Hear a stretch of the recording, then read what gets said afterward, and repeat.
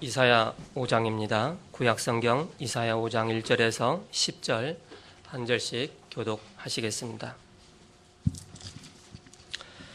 구약성경 971페이지 되겠습니다. 제가 먼저 한 절 읽겠습니다. 나는 내가 사랑하는 자를 위하여 노래하되 내가 사랑하는 자의 포도원을 노래하리라. 내가 사랑하는 자에게 포도원이 있으며 심히 기름진 사내로다. 땅을 파서 돌을 제하고 극상품 포도나무를 심었도다. 그 중에 망대를 세웠고 또 그 안에 술들을 팠도다. 좋은 포도 맺기를 바랐더니 들포도를 맺었도다. 예루살렘 주민과 유다 사람들아 구하노니 이제 나와 내 포도원 사이에서 사례를 판단하라. 내가 내 포도원을 위하여 행한 것 외에 무엇을 더할 것이 있으랴. 내가 좋은 포도 맺기를 기다렸거늘 들포도를 맺음은 어찌 됨인고. 이제 내가 내 포도원에 어떻게 행할지를 너희에게 이르리라. 내가 그 울타리를 걷어 먹힘을 당하게 하며 그 담을 헐어 질밟게 할 것이요. 내가 그것을 황폐하게 하리니 다시는 가지를 지르며 북을 돋우지 못하여 찔레와 가시가 날 것이며 내가 또 구름에게 명하여 그 위에 비를 내리지 못하게 하리라 하셨으니. 무릇 만군의 여호와의 포도원은 이스라엘 족속이요 그가 기뻐하시는 나무는 유다 사람이라. 그들에게 정의를 바라셨더니 도리어 포악이요 그들에게 의를 공의를 바라셨더니 도리어 부르짖음이 있었도다. 가옥에 가옥을 이으며 전토에 전토를 더하여 빈틈이 없도록 하고 이 땅 가운데에서 홀로 거주하려 하는 자들은 화 있을진저. 만군의 여호와께서 내 귀에 말씀하시되 정령이 허다한 가옥이 황폐하리니 크고 아름다울지라도 거주할 자가 없을 것이며 열흘같이 포도원에 겨우 포도주 한 바트가 나겠고 한 호멜에 종자를 뿌려도 간신히 한 에바가 나리라 하시도다. 아멘. 세움 찬양대 찬양 이후 포도원 노래라는 말씀을 가지고 목사님 말씀 선포해 주시겠습니다.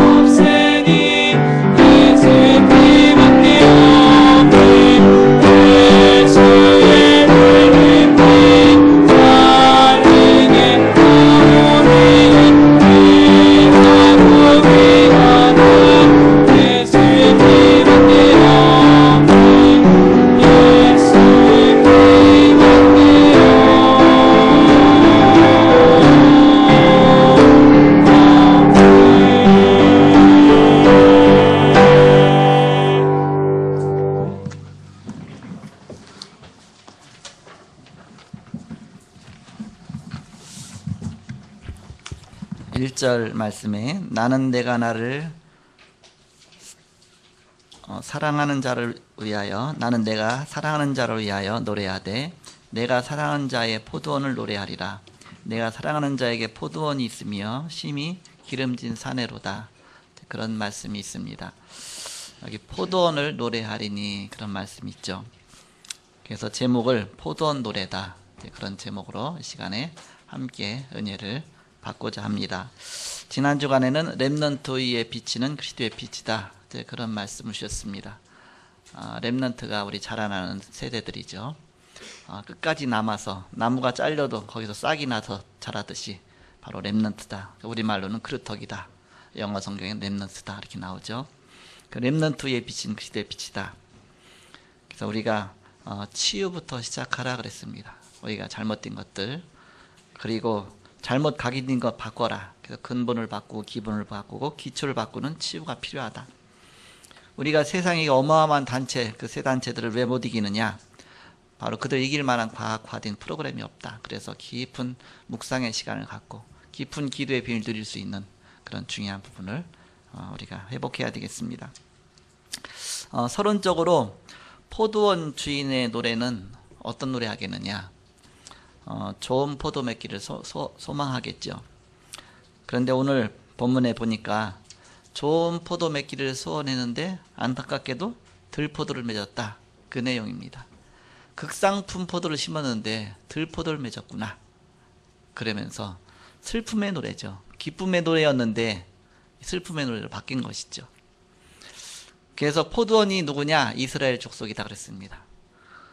그럼 바로 그 중에 극상품 포도가 누구냐? 그게 바로 유다라고 했습니다. 유다 족속이라고 그랬습니다. 그런데 들포도를 맺었다 그랬습니다. 즉 하나님 떠나서 우상 숭배하고 범죄하고 하나님을 슬프게 되었다. 그런 뜻이죠. 그래서 하나님은 극상품 포도를 심었는데 이스라엘은 우상 숭배에 들포도를 맺었다. 그런 내용입니다. 그래서 하나님은 포도원을 갈아엎으시고 새로 시작하시겠다. 그런 내용입니다. 그래서 오늘 1절에서 7절에 보면 하나님과 언약을 맺은 포도밭 이스라엘. 포도밭 처음에 만들어 놓고 얼마나 기뻐했겠냐. 그래서 포도밭에 가장 좋은 거름 주고 가장 좋은 극상품 포도 갖다 심고 그러면서 가지치기 하고 물 주고 그러면서 가장 잘 갖고서 이제는 좋은 포도 맺겠구나. 그랬는데 어떤 포도 맺느냐. 8절부터 17절에 가서 보니까 사단과 죄와 불신앙 속에 빠진 이스라엘의 그 망가진 포도밭이 됐다. 그래서 18절부터 30절에 보니까 이제는 밭을 갈아엎고 새로 시작하겠다 하나님께서. 예수님께서도 그런 비유 하셨잖아요. 마태복음 13장에 7가지 비유를 말씀하시면서 여러 가지 비유 중에 끝부분에 보면 가라지 비유가 있습니다. 바로 알곡을 심었는데 이 가라지가 났구나. 가라지. 이 가라지가 어디서 왔느냐? 내가 심은 게 아닌데 악한 자가 와서 뿌렸구나. 그러잖아. 악한 자. 악한 자가 뭐겠습니까? 마귀잖아. 마귀. 우리는 하나님 말씀 받는데 사단이 자꾸 다른 생각 줘요. 이렇게. 사단이 자꾸 이렇게 불신앙을 가져다 줍니다. 이렇게. 그래서 막 가라지를 뿌리죠. 이렇게. 그래서 우리는 바로 이 하나님의 그 소원을 우리가 잘 알고 시작해야 되겠습니다. 우리 자신이 알곡이 되어져서 천국의 곡간으로. 처음에 천주교가 어떻게 시작됐냐. 천주교가 초대교회가 이어져서 나온 게 사실은 천주교예요. 캐토릭이다 그 얘기죠. 캐토릭이라는 뜻은 권위 있다 뜻이거든요. 그래서 초대교회부터 시작된 권위 있는 교회입니다. 그런데 불구하고 다 타락했잖아요. 중세시대에 면죄부 판매하고 타락하고 우상숭배 쪽으로 빠지고 그래갖고서 하나님께서 다시 갈아엎으신 것입니다. 누구 통해서? 마틴 루터 통해서. 오직 의인은 믿음으로 말미암아 살리라. 믿음으로 사는 것인데 왜 믿음 아닌 자꾸 이렇게 딴 거 붙잡아갖고서 오직 그리스도 믿음으로 구원받는 것인데 자꾸 다른 거 붙잡느냐. 그래서 새로 시작된 것이 이제는 개혁교회입니다. 그래서 바로 우리가 이제 개신교회라고 그러잖아요. 개신교회. 개신교회는 파가 많아. 장로교, 감리교, 무슨 교 엄청나게 성결고 침례교 엄청나게 많죠. 어떤 사람이 그래요. 아니 교회는 왜 이렇게 파가 많아서 서로 싸우느냐. 좀 부끄러운 얘기죠. 그런데 한편으로 보면 싸우다가 갈라져서 또 교회 생기고 갈라져서 그러다 교회가 많아졌어 사실은. 한국에 왜 이렇게 교회가 많고 십자가 많으냐? 계속 갈라져 갖고 싸워져 갖고 많아진 거예요. 그나마 일단 교회가 많아졌으니까 감사하다. 그나마 감사하다. 이렇게. 장로교 교포만 해도 100교포가 넘는데 그나마 감사하다. 이렇게. 저는 어렸을 때 신앙은 감리교에서 시작했어요. 이렇게. 왜? 내가 처음에 복음받은 곳이 감리교, 거기는 감리교회밖에 없었으니까. 그러다가 이제 좀 자라서 고등학교 때는 저는 장로교 통합 측에서 또 신앙생활을 했어요. 이렇게. 거기 앞에가 교회가 통합 측이 있으니까. 그러다가 또 이제는 뭐 직장 가갖고 또 딴 데로 갔어요. 또 거기 또 마침 또 통합 측이더라고요. 그래서 거기 있었고. 그러다 또 이제는 이사하는 바람에 거기는 또 합동 측에 있었고. 또 어때가 또 대신 측에 있었고. 어디 또 개혁 측에 있었고. 간 데도 많아요. 왜 그러냐? 가까운 데 교회에서 다 모든 교회가 하나다, 하나. 바로 한 하나님 모시고 성경 하나 같이 또 똑같이 쓰고. 우리나라는 그래도 감사해요. 성경이 하나잖아요, 이렇게. 미국에는 하나 갖고 쓰지 않습니다. 교회마다 다 틀려요, 이렇게. 성경 뭐 NIV, 뭐 NSA, 뭐 무슨 뭐 엄청나게 종류가 많아요. 뭐 킹제임스, 뭐 굉장히 많잖아요. 근데 우리나라는 그래도 성경 하나. 그래도 찬송가 그래도 하나 이렇게. 여러 개 했다가도 같지만 하나로 만들자. 통일 찬송가. 옛날 찬송가도 많이 바뀌었어요. 합동 찬송가, 통일 찬송가. 성경도 뭐 구역이 있었고 개역이 있었고 지금 또 개역 개정으로 바뀌었잖아요. 이렇게. 그래 그나마 감사하다. 한국교회가 하나로 나갈 수 있다는 것이. 그렇지만 한국교회는 또 이단도 많아요. 어느 정도 많으냐? 최고 많아, 최고. 저번도 말씀드렸잖아요. 하나님이 37명이라고. 안상홍도 하나님이라고, 누구 하나님이라고, 뭐 문성명도 하나님이라고 그러잖아요. 재림예수가 또 많아, 이렇게. 뭐 14명이라고 그랬잖아요. 이건 어디 뭐 이렇게 그 이단 강의 하시는 분이 말씀하시더라고요. 그래서 좀 그렇구나. 그러다 보니까 이제 독특한 게 많아. 이제 교회마다 이제는 다 침 얘기는 물에 빠뜨려서 이렇게 세례주고. 그래, 거기는 또 그대로 하니까. 또 이거 장로교는 또 이렇게 뭐 이렇게 물 찍어서 또 세례주고. 뭐 교파마다 조금씩 많이 틀리죠, 이렇게. 그러다 보니까는 이 교회 갔다가 이 교회 가면 좀 이상하기도 해. 그러나 우리는 한 하나님 모시고 한 성경 갖고 한 예수님 이름으로 성경에 주신 그 말씀대로. 이단은 뭐냐? 이단은 그리스도를 부인하는 것이 이단입니다. 오직 예수 그리스도 붙잡은 그게 바로 이제는 참 복음이죠. 근데 마틴 루터가 캐토릭을 왜 부정했느냐? 오직 예수가 아니었거든요.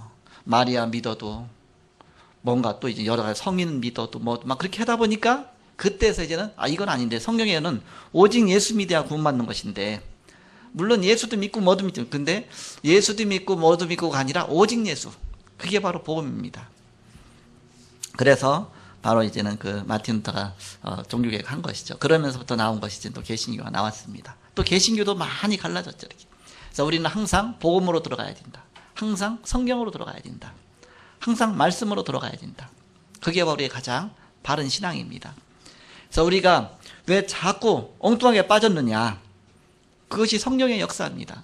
하나님께서는 처음 인간을 창조하실 때에 가장 걸작품을 창조하셨어요. 하나님의 형상대로 창조하시고 하나님의 피조물. 그래서 창세기 1장 20절 28절 보니까 하나님의 형상대로 우리 인간을 만드시고 남자와 여자를 지으시고 그랬죠.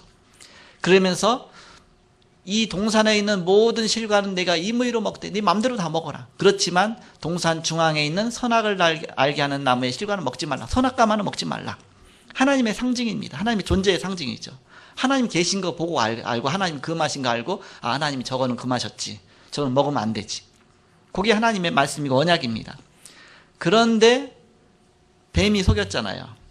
그 뱀이 요한계시록 12장 1절에서 9절에 보니까 옛뱀 곧 마귀라고 하는 사단이었다고 그랬어요. 사단이 뱀 속으로 들어가서 인간을 속인 것이죠. 뱀이 속인 게 아니라 사단이 뱀을 이용해서 속였다 그 얘기죠. 그래서 바로 처음부터 이 사단은 인간을 속인 겁니다. 사단은 어디서부터 시작되느냐? 이사야 14장 12절에서 14절에 보니까 하나님 섬겼던 천사가 타락해서 사단이 됐다. 에스겔 28장 14절에서 28절에 보니까 바로 하늘에서 타락한 천사다. 음악을 맡았던 천사다. 비파와 소고. 그게 하나님 찬양하던 천사인데 타락해갖고서 하나님은 대적자가 됐다.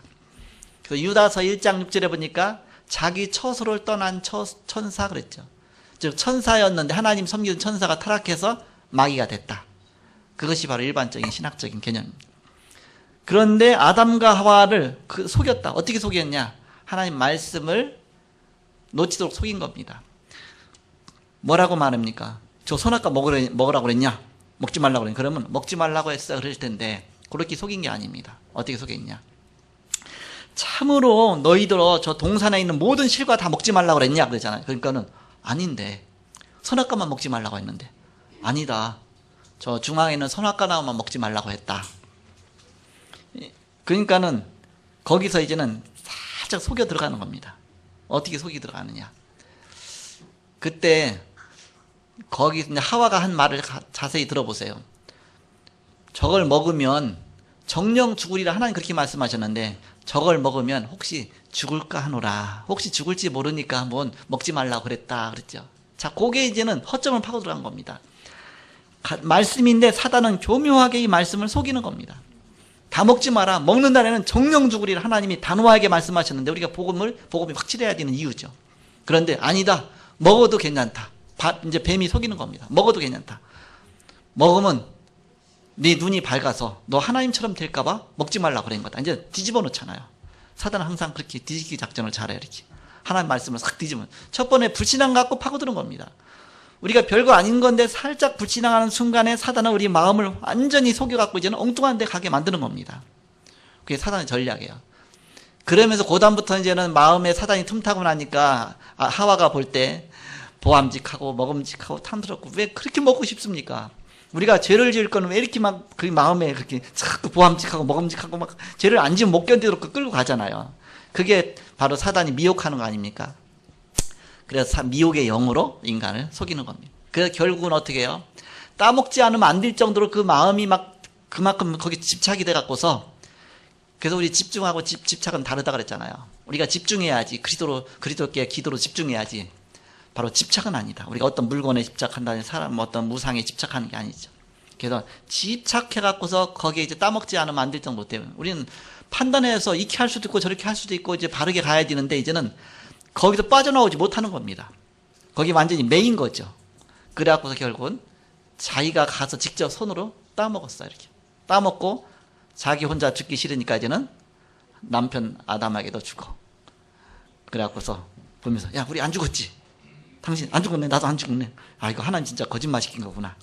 하나님은 그걸 말씀하신 것이 아니라 영적인 죽음을 말씀하신 겁니다. 영적인 죽음이 뭐예요? 하나님과 분리되는 겁니다. 하나님을 떠나게 된 겁니다. 결국 하나님 말씀 먹이고 이제는 하나님과 상관없는 사람이 된 거예요. 그러니까 결국은 영적으로 죽다 보니까 이제는 육신적으로 죽잖아요. 에덴 동산에서 영원히 죽지 않도록 창조됐는데 이제는 결국 영적으로 죽고 육신적으로 죽고 결국 지옥 가야 되는 운명 속에 딱 묶인 겁니다.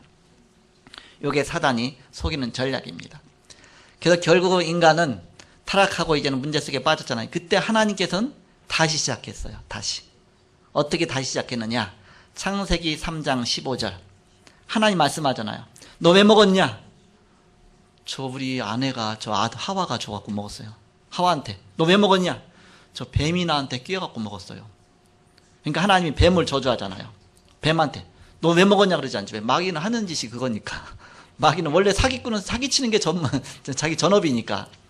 사단한테 너 왜 그러냐 그러지 않고 그 즉시 저주를 내리잖아요. 그건 네가 바로 여자의 후손과 뱀의 후손은 평생 원수가 될 것이다. 뱀하고 여자하고 원수가 된다 그러지 않고 여자의 후손과 뱀의 후손이 원수가 될 것이다. 자, 여자의 후손은 누구를 말합니까? 이사야 7장 14절에 보라 처녀가 잉태해 아들을 낳을 것이요 그 이름을 임마누엘 하리라. 처녀 몸에서 탄생하여서 이 땅에 오신 그리스도를 말하는 겁니다.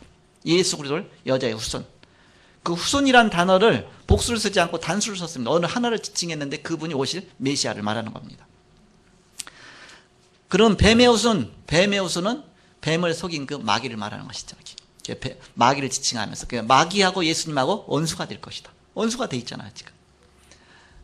그러면서 뱀의 후손은 여자의 후손을 발꿈치를 상하게 할 것이요. 쉽게 말하면 이게 상처를 준다 그 얘기하니까. 그러나 여자의 후손은 뱀의 후손의 머리를 상하게 할 것이다.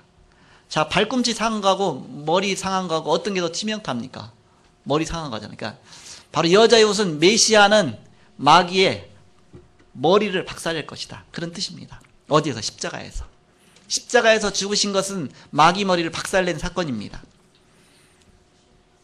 그리고 십자가 죽으셨으니까 이제 근데 그거 끝이 아니잖아. 예수님 다시 부활했잖아요. 그러니까는 발꿈치 상한 정도밖에 안 돼. 다시 살아나셨으니까. 바로 그런 뜻입니다.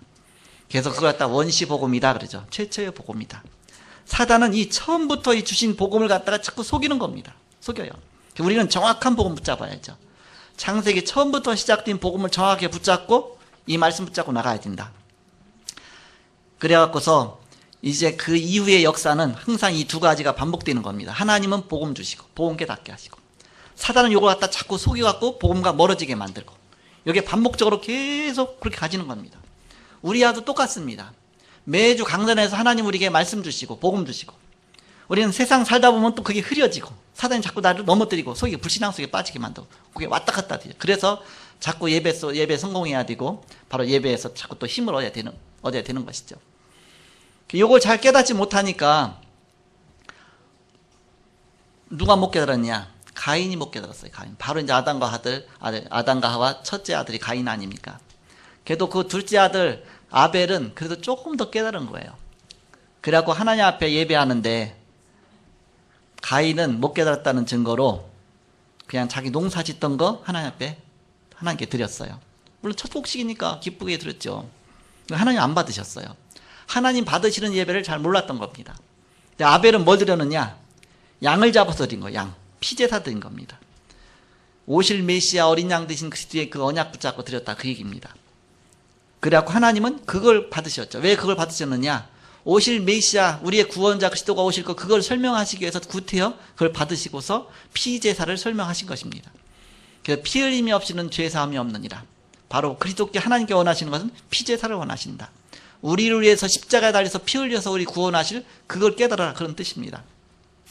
그래서 그 말씀대로 마가복음 10장 45절에 보니까 예수님께서 우리의 대속물이 되셨느니라. 예수님은 우리를 위해서 속죄제물을 십자가에서 단번에 들으시고 우리의 모든 문제를 해결하신 것입니다. 그래서 사단은 머리가 그 순간 박살난 것입니다. 요한일서 3장 8절, 하나님의 아들이 나타나신 것은 마귀를 멸하라 하십니다. 이 땅에 그리스도 오신 목적이죠. 요한복음 8장 44절, 너희는 너희 아비 마귀에서 났으니 너희 아비의 욕심을 너희도 행하고자 하느니라. 마귀는 처음부터 살인한 자예요. 그렇죠. 진리가 그 속에 없다 그랬죠. 그런데 바로 예수 그리스도를 영접하는 자, 곧 그 이름을 믿는 자에게는 하나님의 자녀가 되는 권세를 주셨으니, 이 순간 요한복음 14장 6절 우리는 하나님 만난 것입니다. 내가 곧 길이요 진리요 생명이니 나로 말미암지 않고는 아버지께로 올 자가 없느니라. 예수님을 그리스도로 믿고 영접하는 순간, 이 순간 하나님 자녀가 되죠. 이게 갖다 믿음이다, 구원이다, 은혜다 그럽니다. 처음에 하나님 주신 언약은, 약속은 어떤 약속이었냐? 행위의 언약을, 행위의 약속을 주셨어요. 행위의 약속이 뭐예요? 행위에 따라서 결정되는 거예요. 선악과를 따먹느냐 안 따먹었냐? 가서 만져도 괜찮아. 냄새 맡아도 괜찮아. 막 입에다 넣었다가 빼도 돼. 안 먹으면 돼. 이렇게 안 먹으면 돼. 그렇게만 하면은 상관없는 거. 이렇게 따먹으면 이제는 이렇게 먹는 날에는 그랬거든요. 그게 행위의 언약입니다. 근데 행위의 언약이 인간이 실패한 거예요. 행위 갖고는 안 되는구나. 인간은 행위 갖고는 결국은 실패할 수밖에 없다. 사단한테 속을 수밖에 없다. 그래서 하나님이 그걸 갈아엎으시고 다시 시작하신 거예요. 은혜의 언약을 주신 겁니다. 그 은혜의 언약이 예수님의 그 십자가의 언약입니다. 예수님이 십자가에서 우리의 모든 죄를 대신 짊어지시고 대신 죽어주신 겁니다. 그리고 예수님이 그리스도라는 사실로 바로 3일 만에 부활하셔서 우리 구원의 길을 열어주셨어요. 그래서 요한복음 3장 16절, 하나님이 세상을 이처럼 사랑하사 독생자를 주셨으니 이는 저를 믿는 자마다 멸망치 않고 영생 얻게 하심이라. 독생자 그리스도를 주셨는데 그분을 믿고 영접하면 하나님 자녀가 되는 그런 믿음의 언약을 주신 겁니다. 은혜의 언약을 주신 거예요. 그래서 하나님 주신 새 언약입니다. 이걸 새 언약이라고 합니다. 옛 언약은 행위의 언약이었어요. 행하고 안 하고 행함 따라 이루어진 겁니다. 그러니까 이제 새로 주신 언약은 이제는 믿음의 언약. 예수님을 그리스도로 구원자로 믿으면 구원받는 언약을 주신 겁니다. 그래서 우리가 예수 믿고 구원받고 하나님 자녀 되고 천국 가고 그런 것이죠. 근데 거의가 사람들은 이 행위의 언약 거기에 아직도 묶여 있어요. 그건 아직 구약을 사는 겁니다. 구약. 내가 행동하는 행위에 따라서 이제는 이렇게 나를 자꾸 판단하고 사람을 판단하고 하는 겁니다. 하나님은 믿음 따라 역사하시는데, 믿음 따라. 구원은 믿음으로 받는 겁니다. 그러나 구원받은 사람이 이제는 삶은 또 이제 행위도 필요하죠. 그건 이제 당연히 같이 따라오는 건데, 그러나 구원은 바로 믿음으로 받는 것이다. 영접하는 자 곧 그 이름 믿는 자들에게는 그랬죠. 하나님 자녀가 되는 권세 주셨으니 믿음의 언약을 주셨죠. 그래서 우리가 이제는 하나님의 자녀라. 그렇죠. 요한일서 3장 2절에 보니까 이제는 우리가 하나님의 자녀다. 예수 믿었기 믿음으로. 그 믿음까지도 하나님 주신 은혜다. 하나님의 선물이다. 행위에서 난 것이 아니니 이는 누구든지 자랑치 못하게 합니다. 내 행위에 따른 것이 아니다. 그렇다면 나를 구원해 주신 것은 내 공로가 아니라 내 능력이 아니라 하나님의 은혜구나. 너무너무 감사하구나. 그렇기 때문에 우리는 진정 하나님 앞에 감사할 수 있습니다. 내가 열심히 노력해서 구원 얻었다. 그런 대가지 하나의 은혜가 아닙니다. 바로 하나님은 아무 값 없이, 값 없다는 얘기는 값이 제로라 뜻이 아니라 너무너무 값이 큰데 값을 치지 않고 그냥 너무나 좋은 바로 귀한 구원의 선물에게 주신 겁니다. 우리는 손을 내밀어 받은 것입니다. 선물은 돈 받고 한 게 선물 아니에요. 그거는 대가죠. 바로 하나님 그냥 값 치지 않고 그냥 선물을 주신 겁니다. 그게 구원입니다. 그래서 우리가 구원의 선물을 받은 것이죠. 그래서 하나님께서 이제는 이걸 깨닫게 하시기 위해서 구약의 선지자를 보내고 제사장을 보내고 왕들을 보내고 계속 역사 속에서 보내면서 이걸 깨닫게 하시는 그게 이제는 구약의 내용입니다. 그래서 이제는 그 이후에 한참 오래 지나서 모세를 보내갖고서 십계명 주시고 뭐 하고 그러면서 이 십계명 갖고 구원받을 수 있냐? 그걸 깨닫게 한 겁니다. 아, 십계명 율법 갖고는 구원받을 수 없구나. 그걸 사도 바울이 깨달았잖아요. 율법으로는 의롭다함을 얻을 육체가 하나도 없느니라 그랬죠. 그거 갖고는 안 되는구나. 그래서 오직 의인은 믿음으로 말미암아 살리라. 그래서 믿음이 필요하구나. 그걸 깨닫게 하셨죠. 그러면서 이 땅 그리스도가 오신 겁니다. 그때부터 이제는 새롭게 시작된 구원의 역사가 시작된 것이죠. 그래서 우리에게 구원의 축복을 주셨는데 하나님께서 다시 갈아엎으시 포도원을 다시 갈아엎으시고 다시 시작하시겠다. 바로 그 내용입니다. 자, 그럼 우리는 여기에서 제대로 바르게 시작해야 되겠죠. 이렇게 바르게. 바로 새 언약 붙잡고 바로 그리스도의 언약 붙잡고 바르게 시작해야 된다. 그래서 어느 정도 우리의 목표가 뭐냐? 사도행전은 사복음서는 마태, 마가, 누가, 요한복음까지는 예수님의 공생의 사역을 기록한 겁니다. 예수님이 이 땅에 오셔서 예수님이 그리스도라는 사실을 보여준 거예요. 죽은 자를 살리고 물 위를 걸으시고 풍랑을 잔잔케 하시면서 예수님 하나님이시구나. 저분이 구원자시구나. 그걸 계속 보여준 겁니다. 그러면서 예수를 믿음으로 구원받은 무리들이 이제는 초대교회에 모였어요. 거기서부터 은혜 받고서 이제 전도운동이 시작된 것, 그것이 사도행전입니다. 사도행전은 다른 말로 말하면 사도행적이란 뜻이에요. 행적. 사도들의 행적을 기록한 것이다. 성령 인도 받아가면서 전도된 역사들을 기록한 것이다. 그래서 전도행전이다. 성령의 행전이다. 그렇게 말하기도 합니다. 그것이 되어진 것들이 이제 쭉 사도행전에 나타나죠. 그래서 마가다락방에서 연약하게 시작됐지만 나중에는 이제는 아시아와 마게도냐와 저 로마까지 바로 복음 전하죠. 세계복음화 이루어지는 그 시간표들이 나타나 있죠. 그래서 어디에 바로 그 결론이 어디에 나타나냐? 로마서 16장에 나타나는 겁니다. 로마서 16장에 보면 이제 로마를 복음한 그런 사람들 명단들이 쭉 나오죠. 그러면서 세계복음한 확실한 인물들이 나옵니다. 요게 우리의 목표다 그 얘기입니다. 바로 요런 바로 영적 인재, 영적 엘리트들을 우리가 세워나가는 것이다. 이게 우리가 교회가 해야 될 일이다. 이것이 바로 제자입니다. 참된 제자를 일으켜 세우는 것이다. 그래서 성경에는 그럼 어떻게 이런 인재를 만들어냈느냐? 바로 그것이 오늘 본문 내용입니다. 첫 번째로 초대교회 과제가 있었습니다. 초대교회 과제, 어떤 과제였냐? 우리의 삶 속에 알맞는 삶을 통한 전도를 찾아내는 겁니다. 우리가 일하면서, 우리가 직장 생활을 따로 있으면 안 되잖아요.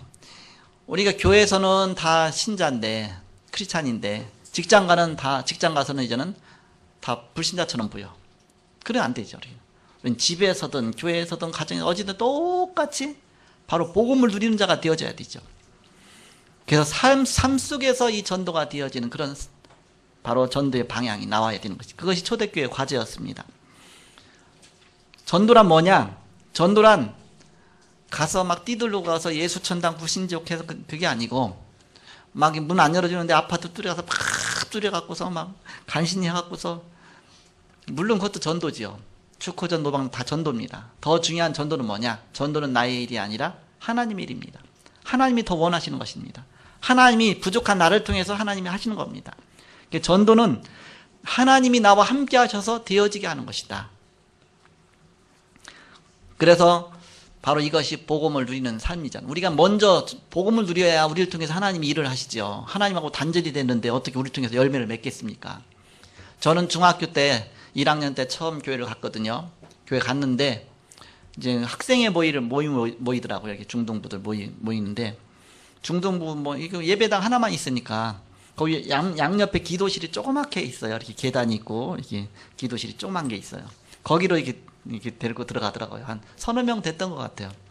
그때 권사님인데 사권사님이라고 성씨 사씨예요. 이렇게 그러더니 권사님이 이제 우리 중동부로 이렇게 말씀 전하는 거예요. 그 뭘 전했느냐? 요한복음 15장 1절부터 쭉 말씀 전한 거예요. 나는 포도나무요 너희는 가지니, 바로 우리 하나님은 포도 농부라 그러잖아요. 그 말씀을 쭉 읽으면 설명해 주는 거예요. 바로 예수님은 포도나무다. 우리는 포도나무에 붙어있는 가지다. 그리고 이 포도원의 농부는 바로 하나님이다. 이 포도원의 주인이죠. 이렇게 하나님이다. 그래서 포도나무 가지가 언제 열매를 맺느냐? 포도나무에 붙어있을 때 열매 맺는 것이다. 떠나면은 말라지는 것이다. 그러면 아무 쓸모가 없어지는 것이다. 그래서 포도나무에 붙어있는 거, 그게 열매 맺는 비밀이다. 그때 중학교 1학년 때 첫 메시지예요. 제가 교회 가서 처음 들은 메시지가 아직도 기억나는 거죠. 이렇게. 그래서 제 어린 생각이 이제 두 가지가 동시에 생각이 안 되잖아요. 한 가지만, 포도나무만 생각만 나더라고요. 포도나무 생각만 나더라고요. 이렇게. 우리 집에 어렸을 때 내가 5살, 6살 때 우리 아버지가 포도나무를 갖다가 이제는 옆에다가 심어놨어요. 이렇게. 심었는데 포도나무가 자라면서 이제는 포도가 이렇게 열리는 거예요. 이렇게. 열리는데 우리는 얼마나 신기합니까? 조그만 거 포도가 나와서 막 자랐는데, 이거 막 우리는 가서 따려고 그러잖아요. 따지 말라. 이거는 다 나중에 이게 포도가 익으면 포도가 맛있어지니까 그때까지 놔두라. 그래도 뭐 말을 잘 듣습니까? 어렸을 때 몰래 하루에 하나씩 따먹어. 그 신포도 조그만데 얼마나 쉽니까? 이렇게. 그러면서 그 신금 막 인상 써가면서 안 따먹으려 해도 그게 유혹에 못 견디니까 선악과 따먹듯이 이렇게 몰래 가서 떨이야. 나 이거 하나도 없는 거 있죠. 그래갖고 나중에 열매 맺은 게 하나도 없는 걸 다 따먹어놨거든. 이렇게. 극상품 포도를 심었는데 좋은 열매 맺기를 기다렸는데 들포를 맺었구나. 신포도, 들포도. 이 들어있는 포도 있잖아요. 신포도. 바로 하나님은 열매 맺기를 원하시는데 우리는 그와 마찬가지다. 그겠죠. 그래서 바로 전도란 주님과 나와 계속 누림 속에, 응답 속에 함께하는 비를 누리다 보면 그 속에서 나오는 열매가 전도다. 그 얘기입니다. 하나님 갑자기 막 하늘에서 떨어진 것처럼 딱 그렇게 하는 게 아니라 우리가 영적으로 세워진 것만큼 하나님 우리를 통해서 그렇게 하신다. 그 얘기입니다. 전도란 하나님이 나와 함께 하시는 것, 그게 전도다. 그 얘기. 바로 이것이 복음이다. 그 얘기입니다.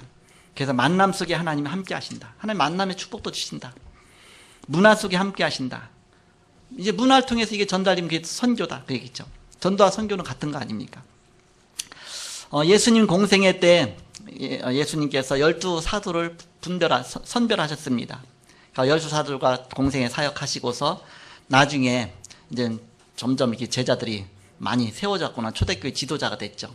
근데 한 명은 탈락됐죠. 12명 중에 한 명 누굽니까? 가룟 유다잖아요. 가룟 유다는 예수님 팔아먹고 그 다음에 자살해갖고 죽잖아요. 이렇게. 근데 그 가룟 유다 대신 또 한 명을 다시 세워요. 누굴 세우냐? 마띠아라고 해서 12사도의 수에 가입하니라 그랬잖아요. 사도행전 1장 15절에서 25절에 보니까 가룟 유다 왜 다시 뽑았느냐? 11명이나 있는데 왜 뽑았느냐? 그건 가룟 유다가 맡은 분명한 직분이 있었기 때문에 그렇습니다. 직분. 가룟 유다가 맡은 직분이 있었기 때문에 그것을 타인이 취하리라고 했잖아요. 이제 마띠아가 그 직분을 감당한 것이죠. 마찬가지로 누가복음 10장 10절에서 20절에 보니까 달리 70인을 세우셔서 각 동네마다 둘씩 짝지어서 보내셨습니다. 즉 동네에 이 동네 저 동네에 다 맡겨주셨다 그 얘기죠. 맡겨진 지역이 있었다 그 얘기죠. 그러면 사도행전 1장 14절에 보니까 12사도들 70인들 많은 사람들 그의 제자들 모였는데 그게 120명이 모인 겁니다. 이들의 다 이란 하나님 주신 각자 나름대로의 그런 바로 직분, 사명이 다 있는 자들이 모인 것이다. 그 얘기죠. 그래서 우리는 그 나에게 맡겨주신 그 직분 따라 우리는 복음 전하는 겁니다. 목사는 목사 나름대로. 여러분이 목사처럼 전할 수도 있겠지만 그러나 목사 나름대로. 평신은 평신도 나름대로. 학생은 학생 나름대로. 거기 맞게끔. 그게 나만의 전도를 찾는 겁니다. 나의 전도를 찾는 거예요. 이렇게. 내 기도를 찾는 거고 이렇게. 저는 기도를 목회하기 전 기도 또 이제 그 전에 아예 목회 생각도 안 할 때 기도 전혀 차이가 많이 납니다. 틀리죠 이렇게.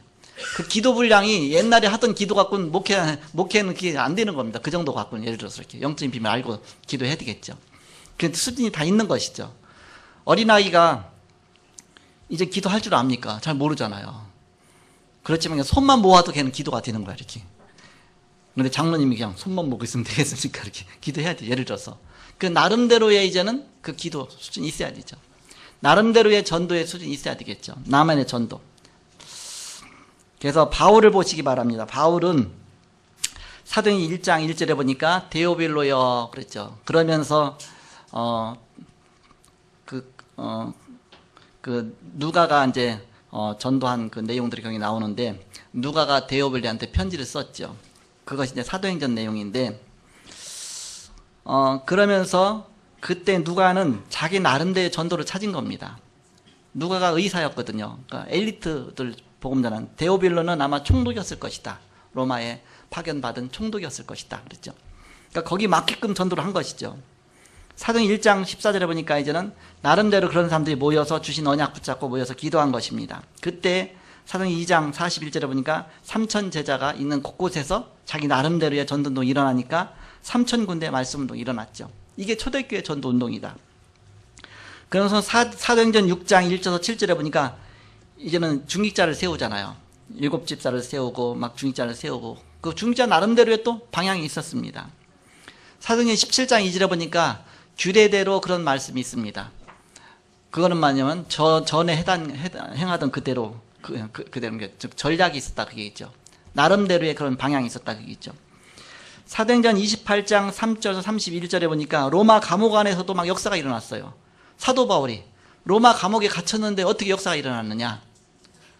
나름대로의 그 많은 제자들을 통해서 전도하는 그 눈이 있었기 때문에 사도 바울이 이런 부분에서 가장 잘했죠. 이게 마가다락방부터 시작된 전도운동을 베드로가 가장 그 속에서 실제 체험했지만 이걸 가장 잘 활용한 사람은 사도 바울이다.